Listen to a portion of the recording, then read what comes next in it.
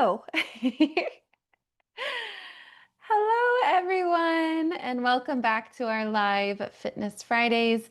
Please know that everyone will be muted for our session today, and we encourage you to join us on camera so we can all move together. And you can select speaker view to enlarge the video of our facilitator in movement today. The Parkinson's Foundation hosts weekly education and wellness programs through our PD Health at Home virtual programming. Join us for Mindfulness Mondays, Wellness Wednesdays, and Fitness Fridays.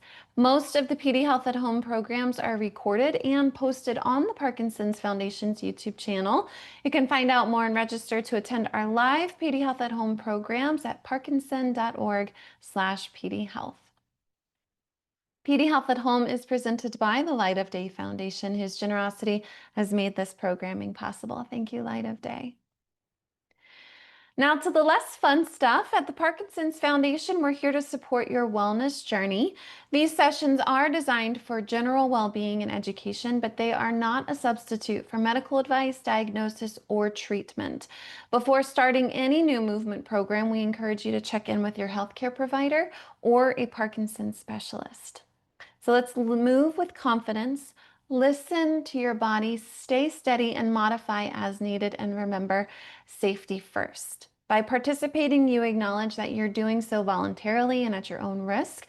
The Parkinson's Foundation and our facilitators are here to guide and support you, but we cannot be responsible for any injuries or health-related complications. Now, let's move together safely and with joy.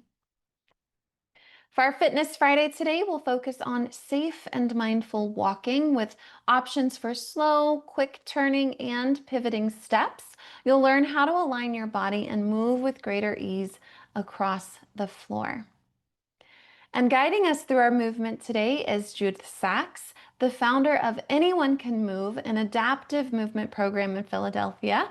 She's a certified Dance for PD and a Matter of Balance instructor, helping people stay active, whether seated or standing. She created Close Contact for Couples, a dance-based program that supports connection for couples living with Parkinson's. Judith also teaches Qigong and balance classes through Penn Medicine and works with older adults across the city. Judith, thanks for leading us in movement today. Thank you. I am thrilled to be here. Welcome, everybody. I want to thank Krista and the Parkinson's Foundation for inviting me to come to work with you today. I was here last week if you happen to see the video, but don't worry if you didn't, it is on YouTube and you can refer to that later on. So balance is basically how we stand on the earth, how we keep ourselves in line with gravity. And gait is how we move in space. So we really need good balance to apply to gait, but they really work, they dovetail together. So today we're going to do a whole lot of things. Standing to begin with, for those of you who wish to participate in a chair, perfectly fine. I will keep giving a few different prompts for what to do if you're seated. And also for moving people, if you are concerned today about balance, but you really want to move through space, I would suggest that you go to your kitchen and maybe use your kitchen counter so that you have something that you can hold on to throughout the class.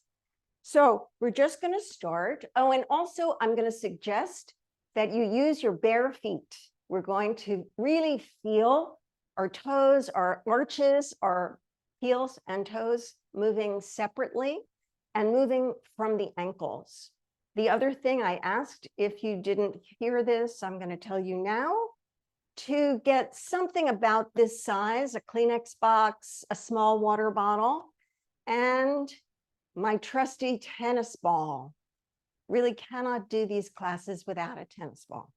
Okay, so I am going to model standing between two chairs. This is a great way to begin shifting weight, because if you need support on either side, it's always there. And if you don't need anything, you don't need anything. So let's start, everybody, opening up with a great big breath. Look at the sky, and then press down all the way to the earth. And a nice wide stance. So maybe a little more than a foot apart. If you're a tall guy, you may even want to be wider than that. If you're a very small woman, less. And coming back up, modify anything you have to. If you don't want to go all the way to the floor, don't go all the way to the floor. Okay, we're going to reach with one arm like you're pulling something out of the wall over there, bending this knee. So you're on a diagonal from the top of the head to the bottom of the foot. And then I'm going to pull this lever or back to my body. I'm going to go to the other side, grab that lever, pull into my body, other side, reach and pull, reach and pull, and then come back to center. While we're doing this, let me talk a little bit about the physics of the body. So we all have a center of gravity right here between the top of the head and the bottom of the feet. And that kind of doesn't matter even if we are on a slant like I am now. We also have a center of mass. So this is the heaviest part of the body. For women, typically it's below the waist. For some men, it's above the waist, but most people down here. We also have a base of support, and that's the triangle that my foot and the other foot make with my center of gravity. And then the last term I want to give you is your limit of stability. This is so important in this class. While we're standing between our 2 feet with kind of easy knees, I want to see like a ski jump. I'm going to go to my toes. You see, I'm sort of on a diagonal. And then I'm going to go back. I'm a little on my heels, but I am not falling over backward. Those are my limits of stability. Yours will be different. Okay, so let us now begin with a little bit of a twist. I want you to take both arms in the air and think of moving out of the feet and look at the back of the room as far back as you possibly can in this twist. Take a breath and come back to center. So we're first going to really get stable on 2 feet and then move. And back of the room, come around the center, back of the room, maybe a centimeter further this time. Look where you're going. And come back to center. Okay. Now, a little bit of a challenge. We're going to start with the foot and the ankle. This is a good reason, good time to take the shoes off. If you have neuropathy in the feet or you really hate bare feet, you could wear grippy socks, whatever. I want you to start making a little toe circle. So each toe hits the bottom of the floor and each toe comes around. So the toes are making that whole circuit. And let the arm do what the toes are doing. And then shift weight, other side. I always have to know which is my heavy leg, my pedestal, and which is my light leg, the one that's going to move next. Around, around, around, and come back to center. Now I'm double weighted. I don't want to be like this when I start walking because I won't know what foot to start on. So we're always going to think heavy leg, light leg, heavy leg, light leg can move. From that position, what we're going to try is a little bit of a circle. So I want you to think, get in the toes, get to the outside of the foot, to the heel, to the outside of the foot, all the way around, circle, circle, circle, and then go in the opposite direction. So let the knees be very soft. Enjoy this sensation like you've got your feet in some very wet surf. Just that muddy sand where you're stuck to it, but you can still move out of it. Okay, let us shift weight. This time we're going to take the foot off the floor and make a circle just from the ankle. Again, if you don't need support, wonderful. If you do, wonderful. Put that down, shift weight. Other side, lift the foot, stir this little pot, and stir it in the other direction. See if you can do 360 degrees and put it down. From this side to side stance, we're going to move to a sagittal or front and back stance. So I'm going to step forward a little bit with this foot and step back and turn out the back foot. So I am sitting down like I'm on a stool at Starbucks. I am completely straight from the top of my head to the bottom of my coccyx. I'm not leaning back. And the way that I know that I am balanced backwards is my hip flexor is flexed. It's not flat the way it would be if I were leaning back. So I'm sitting down into that hip flexor bending. So we're going to go back and forth a little bit, come forward to the front foot, see that you can see your toes. Don't go so far that you might fall forward. So getting in between the 2 feet, back and forth, very gently opening up. If you don't need to hold on, maybe you hold your hands out in space, just like a tightrope walker using a pole. Now I'm going to shift weight. My front foot becomes my back foot and vice versa. Front and back, front and back. Yep, good. And now we're going to take this assembly and make a box. So I have side to side, I have front and back, I have side to side, and back to front. It's exactly what we've been doing. We're just going to do a sequence.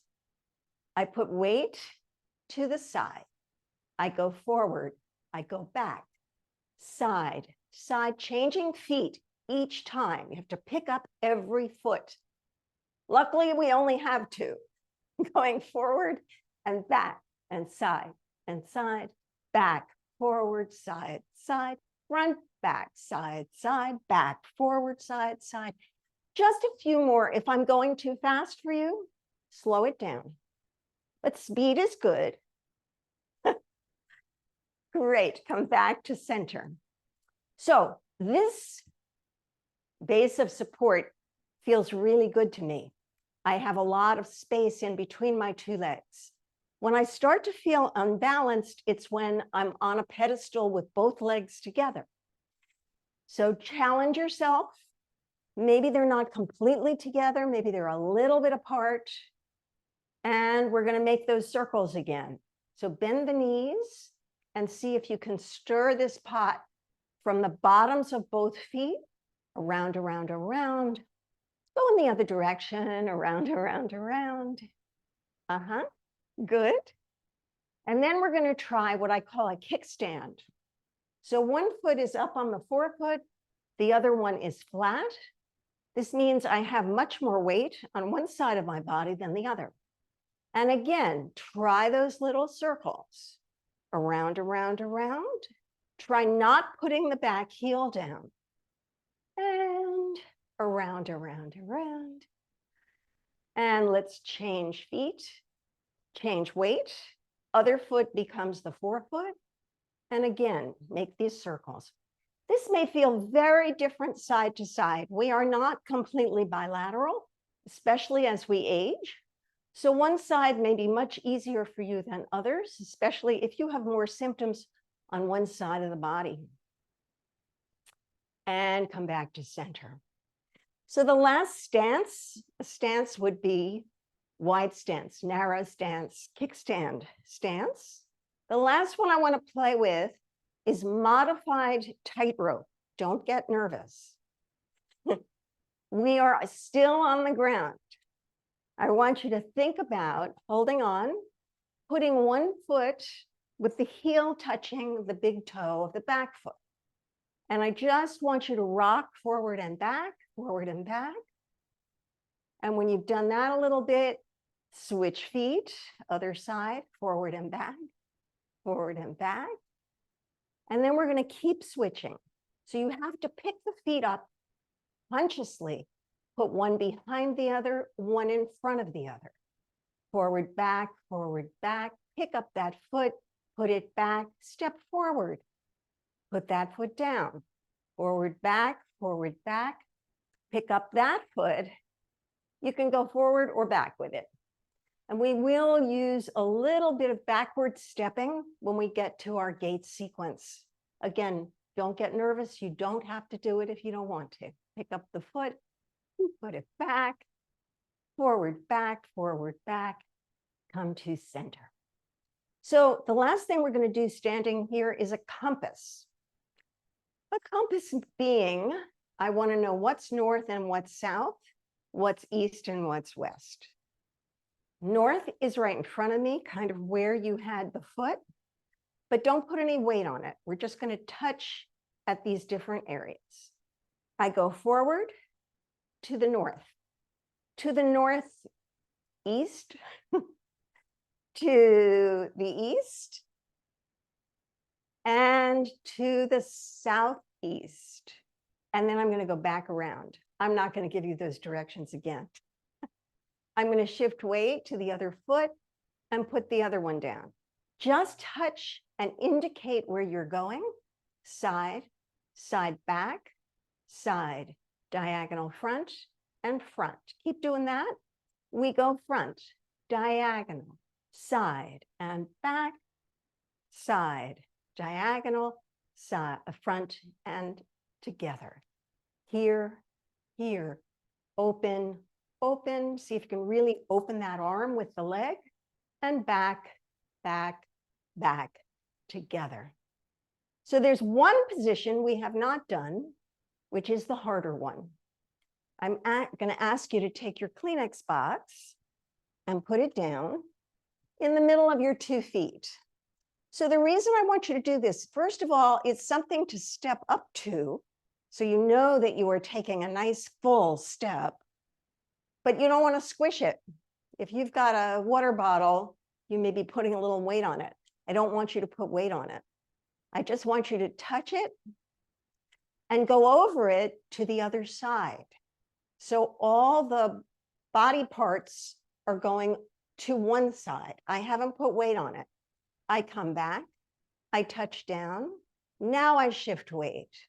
I go forward, I cross to the box and down, shift weight to the box, cross, box, down, shift weight, box, cross, and down. And what we're going to do now is use the weight that we might have on the other side of this box. I take my toe to the box, I cross my midline, and then I put my weight on that leg like a curtsy. Everybody just stay in your curtsy for a minute. I come back, I touch and put the foot back. I shift weight to the box, cross over, curtsy, come back through the box and together.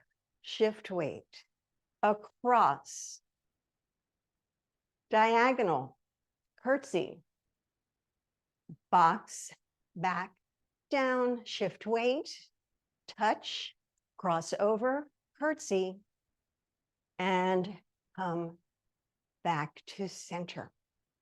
All right. Keep that in your head for a little bit later.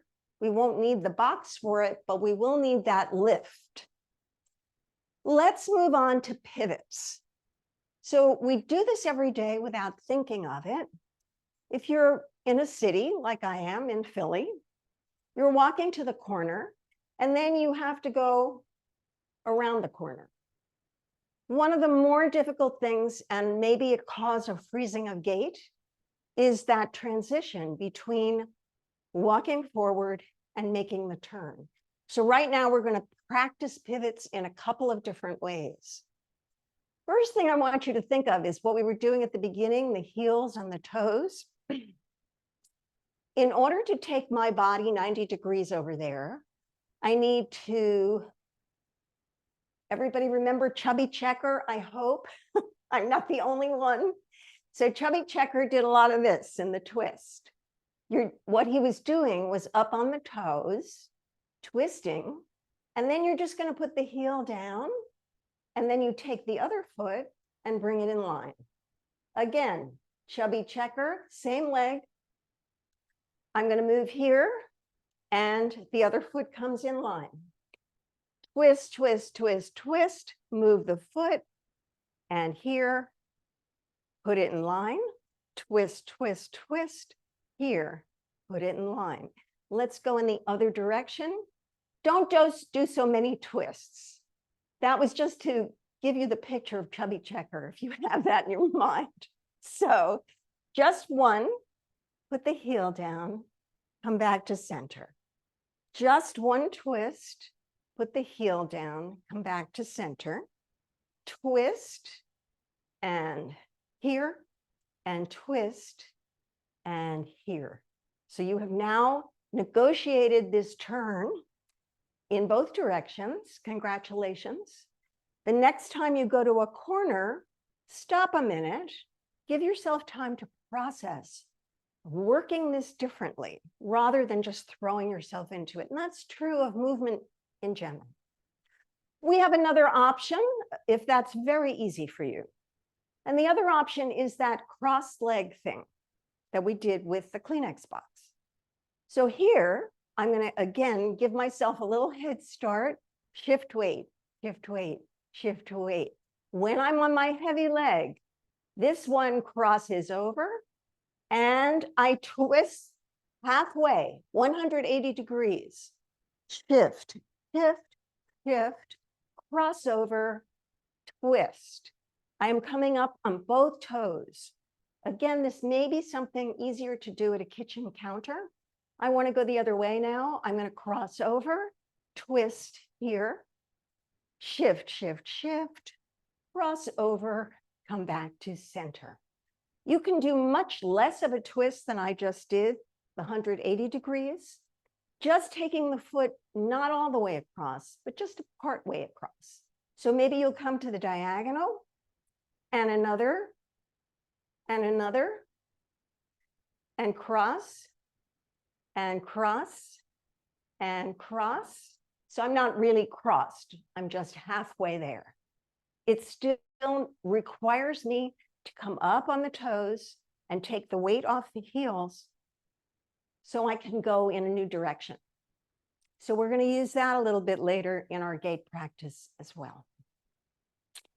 Okay, before we start gait practice, I'd like you to take your ball. And one of the other things I did not talk about was what keeps us in balance, 3 different systems. The first we've just been using a lot of, the proprioception, how we feel the floor, another good reason for being barefoot. The second is your visual plane. So if you're walking and looking where you're going, you have a better chance of going in the right direction. But that doesn't happen all the time. Suppose somebody calls you over here when you're walking here. We have to get used to taking our visual plane away from our proprioception. And then the third big piece of this puzzle is our vestibular system. So that's how the inner ear, the crystals in the inner ear react with the brain. So it is both visual, cognitive, and auditory. And if you've ever had vertigo, you kind of know if the room is spinning or you just feel like nothing has come together. That's your vestibular nervous system. So using this ball, I want you to put your, if you have a tennis ball that has some writing on it, better. Watch the ball. And I'm going to go up on each toe as though I were going to make that turn, but I am watching the ball. I'm watching the ball. And if the ball goes up and down, I'm still going toe to toe. But I'm watching and my head goes up and down, up and down. And now I'm going to take it on the diagonals.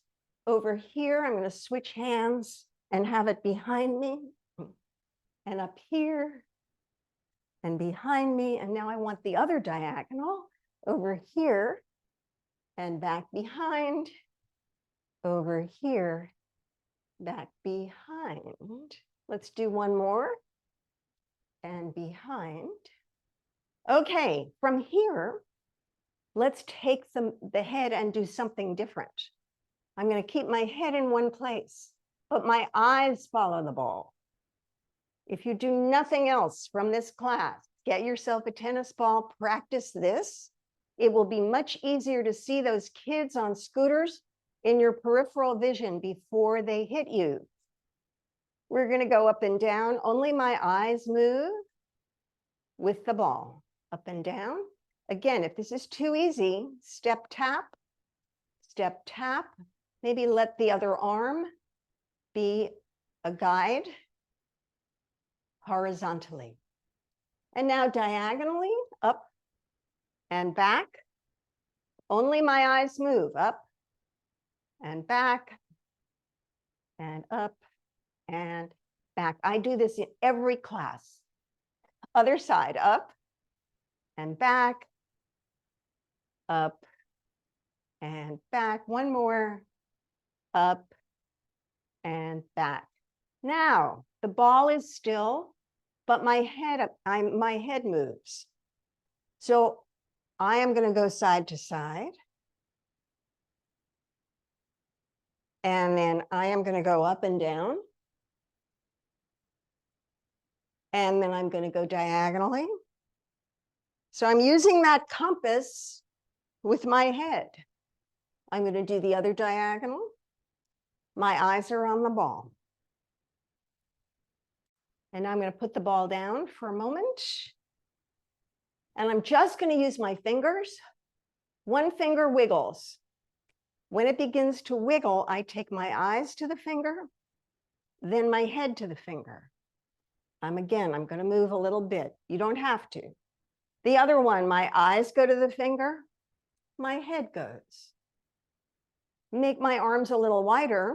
My eyes go, my head a little wider, other side. And I can begin to make a circle as I do this. Eyes and head and eyes and head. A little wider arms, eyes, head. Keep picking it up in the peripheral vision as you move. So your brain is doing a bunch of different tasking. We call dual tasking when you're doing more than one. When you're doing two things, this is really multitasking. Very, very good for brain and body. Take the ball again. We're going to start moving around the space. If you do not need this, you can do everything that we're about to do in the chair. But if you don't need any support, you can get rid of it. Okay. So first thing, I just want you to play ball. Very, very easy. Back and forth, back and forth. If it bounces, this is a pretty old tennis ball, so I may just end up doing a toss.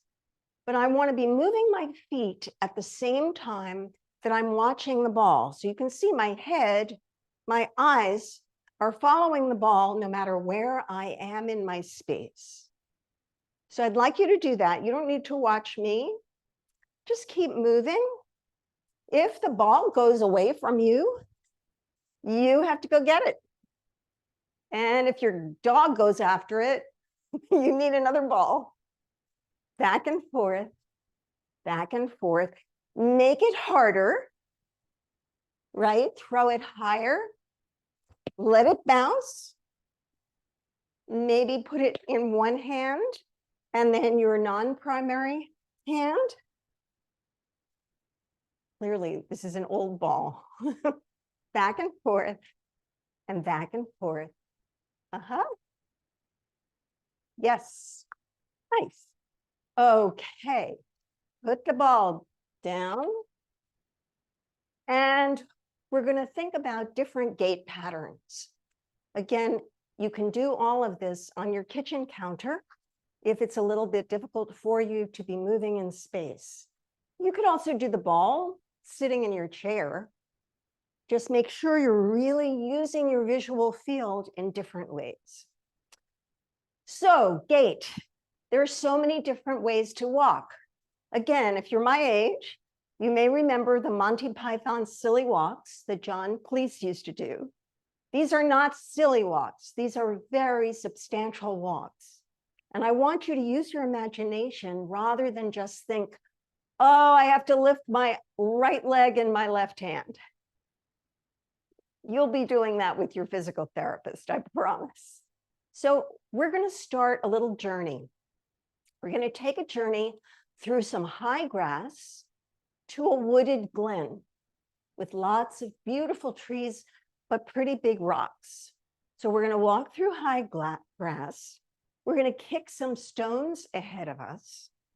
We're going to get into this sort of forest area where somebody just left a campfire. So there are hot coals. Well, they're not hot anymore, but they're warm. They're warm to the touch.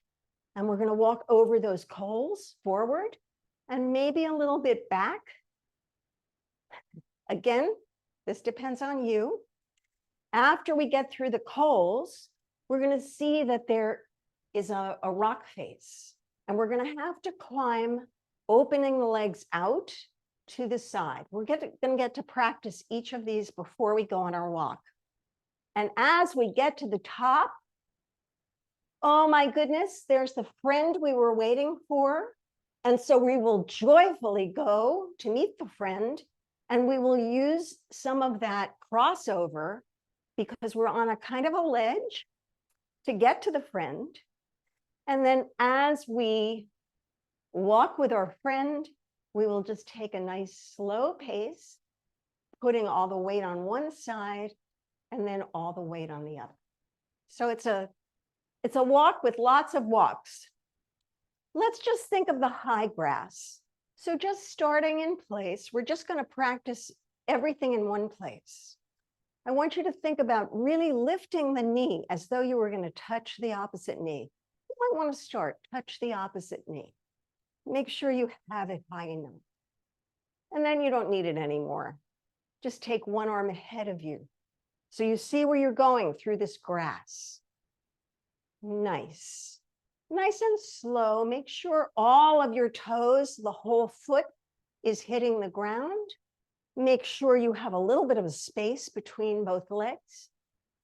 Good. This is kind of regular walking, what you do on the street, but a little exaggerated. Stop. That's walk one. The next one, we're going to kick some stones out of the way. So we have to use one foot as our base and the other making a little bit of an impact. Put it down. Put it down. And if you can right now, you're going to put it down in a different place. So this is not a pivot, it's a turn. And kick it and kick it. Make sure that stone goes away from you. Kick it, kick it. Good. Yes, you should hear a noise. Good. Come back to center. Okay, we got into the forest. There are some hot coals, warm coals. So in order to get across them, I need to go pretty quickly, and I don't want my whole foot touching. So I'm going to go heel toe, heel toe, heel toe, heel toe. And I'm going to lift my body so that I'm very light. Let's do it all together. Heel toe, heel toe, heel toe, heel toe. And do it again. Heel toe, heel toe, heel toe, heel toe. When you get back here, this is up to you. I want you to look where you had been going, but I'd like you to back away. Taking one foot, sitting down like that stool at Starbucks, change the weight, back away, make sure you're not walking on a tightrope, back away. This is a good thing to do at the kitchen counter, back away. So this is toe, heel, toe, heel. Go forward, heel, toe, heel, toe, heel, toe, heel, toe, heel, toe. Then quiet down. Toe, heel, toe, heel, toe, heel. Hold on if you need to. And toe, heel. Wonderful. All right, we've reached this rock face. Now what we have to do is think about climbing. So I want you to not look at the screen. Everybody has their own rock face. But I want you to think of opening the whole leg to get up into the cranny between one rock and another where you have to secure your foot. So you're climbing, and you're climbing, making a kind of rotation movement from that hip flexor. Lift it up, take it out. Lift it up, take it out. And see where that takes you. You can walk forward with it. You can turn with it. You could go backwards if you feel steady. Okay? And then finally, you're at the top. And there's your friend who somehow got there before you. So you really want to get up on your toes, open your arms, and say, oh, it's so good to see you. Maybe they're on the diagonal of your compass. Oh, it's so good to see you. Oh, so good to see you. And then last one, so good to see you. And then we're going to take this walk together on the ledge. So we have to take the foot across, use your arms as balance, curtsy. Take a step to the side, shift weight. Go across, curtsy.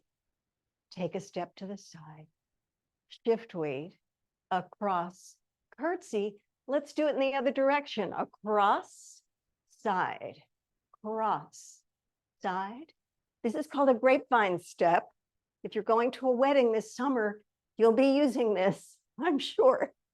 You can also, if this is too easy for you, you can take the grapevine behind you. So you won't turn you'll turn your body. You won't take the foot quite as far to the side, back to the side, back to the side. Let's put those two together. I go side, front grapevine, side. I turn, back grapevine, side, front, side, back. Let's do one more. And back, and across, and back. And then we only have one more thing to do with our friend. You don't have to hold hands. Think of a little bit of space. Take a nice step. Put weight on it. You have all the time in the world. Lift the back foot. Bring this one through and step. So almost like you're underwater, but you're in the forest. Step and step. Use your whole space. Step and step. Okay, let's just run through the entire scenario. High grass, kickstones, hot coals forward and back, climb the rock face, greet your friend, grapevine step, and slow walk. That's a lot. If you don't want to do some of these, if you want to keep doing one of them, perfect. And if you are in a chair, you're just going to move feet and hopefully hips, rotating your body in the chair, just briefly. High grass, kick stones, walking on the hot coals and then stepping back, crossing over, etc. Okay, everybody who's standing, let's do it. Here we are in the grass, and we'll walk. 2, let's do it on 8, 4, 5, 6, 7, 8 kickstones, and 1, and 2, and 3, 4, 5, 6, 7, 8. Oh my goodness, it's hot. Oh. And very hot. And then I want to back away from it. Toe heel, toe heel, toe heel, toe heel. I'm at the rock face. I'm going to go up, and I'm going to go up, moving my hips around in a circle. 4, 5, 6, 7, 8. I greet my friend. I go over here. I greet my friend, maybe another friend. here and back. And I grapevine forward and back, forward and side, forward, side, back, forward, back. And then we take a rest and we simply walk very slowly, deliberately out of the forest.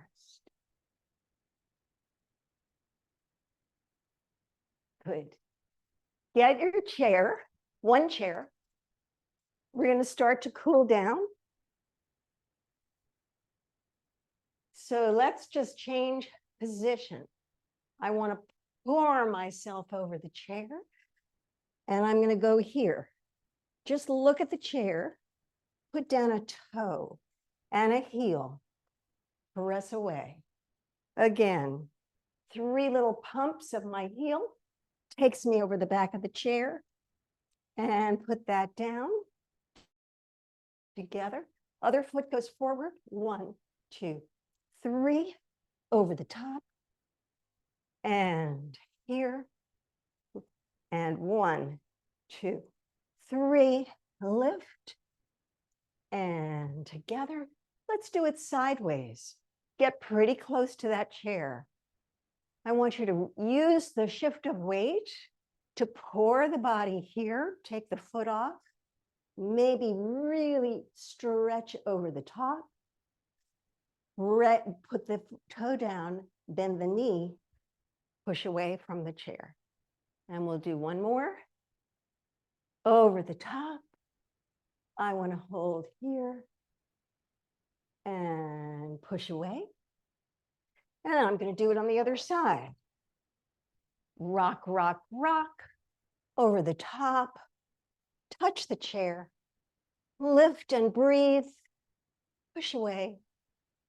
And last one, over the top, down here, lift and push. Have a seat. Wonderful work. I'm sweating. I don't know about you.